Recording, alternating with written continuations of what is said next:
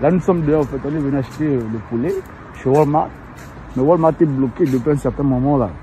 Donc, on n'a plus rien à manger dans les maisons. On ne fait que marcher, on est parti chez Carrefour, c'est pareil. Dans d'autres supermarchés comme Zombaï, c'est pareil. Là, nous rentrons à la maison, on va seulement faire le lin. On n'a plus de pain. Lorsqu'on demande au gouvernement de nous rapatrier, ils nous disent que non, les 200 millions. Bon, l'histoire de 200 millions aussi, ça n'arrive jamais de cela 3 semaines. Nous sommes au goudron, on ne fait que marcher pour chercher là où on va acheter le pain ou bien les œufs. C'est ça l'État congolais. L'État congolais. Ah, la vie elle est morte là. On ne fait que marcher pour chercher là où on va acheter le poulet. Merci beaucoup.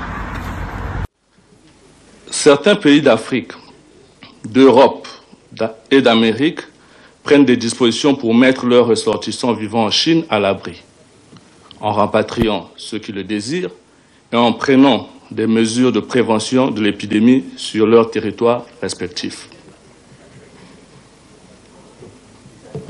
Monsieur le Premier ministre, nous avons suivi les mesures prises par le gouvernement de la République pour prévenir l'introduction du coronavirus sur le territoire national. Quelles sont les mesures d'urgence prises pour nos compatriotes résidant en Chine et particulièrement nos étudiants à Yuan? Pensez-vous les rapatrier? Si oui, quand? Et la question telle qu'elle est posée, Monsieur le Président, à 3 volets. Premièrement, on veut savoir quelles sont les mesures d'urgence prises par notre pays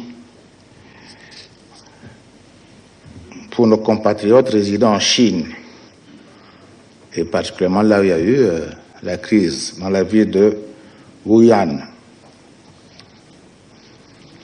Oui, nous ne sommes pas restés indifférents. Notre ambassade a les instructions pertinentes pour suivre ce qui se passe et se préoccuper naturellement de nos compatriotes, notamment étudiants, résidant en Chine, où on dénombrerait à peu près 500 étudiants, dont à peu près une centaine dans la ville en question de Wuhan.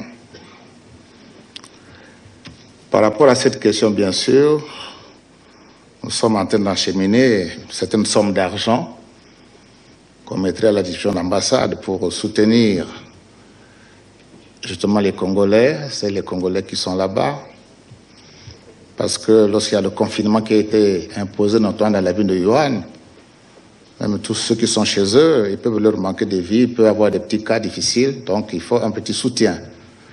Nous espérons que l'ambassade trouvera les moyens nécessaires pour apporter cette aide à ses compatriotes.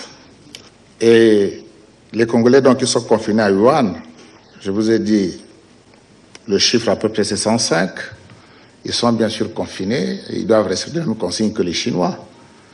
Mais à ce jour, il n'est pas révélé un cas, on serait dit, il y aurait un Congolais qui serait tombé malade. On peut imaginer la détresse, on peut imaginer les difficultés de ces étudiants qui ne peuvent pas sortir, qui doivent s'approvisionner. C'est pourquoi nous avons imaginé cette possibilité de trouver un peu d'argent pour soutenir notamment ses compatriotes. L'honorable député Mbambon donc pose la question de savoir si on peut les rapatrier. C'est une hypothèse qu'il pose. Bon, nous avons estimé que compte tenu des risques à rapatrier, si jamais il y a des pays qui ont pris cette option, d'ailleurs ils ne sont pas très nombreux, ils l'ont pris, de rapatrier leurs compatriotes. Nous ne soutenons pas cette option, nous considérons que nos partenaires chinois travaillent sérieusement sur la question et que on a convenu de se partager les informations avec les autorités chinoises. Sur les questions de nos étudiants à Yuan, c'est clair qu'il n'y aura pas rapatriement.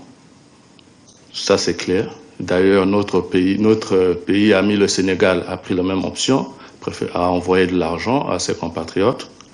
Et nous souhaitons qu'il y ait réaction le plus tôt possible. Monsieur le Premier ministre, vous avez dit que vous attendez mobiliser des fonds pour envoyer à nos compatriotes. Aujourd'hui, nous parlons de transparence. La représentation nationale aimerait au moins savoir de combien il s'agit. J'ai dit merci. On a voulu sincèrement ne pas communiquer le montant.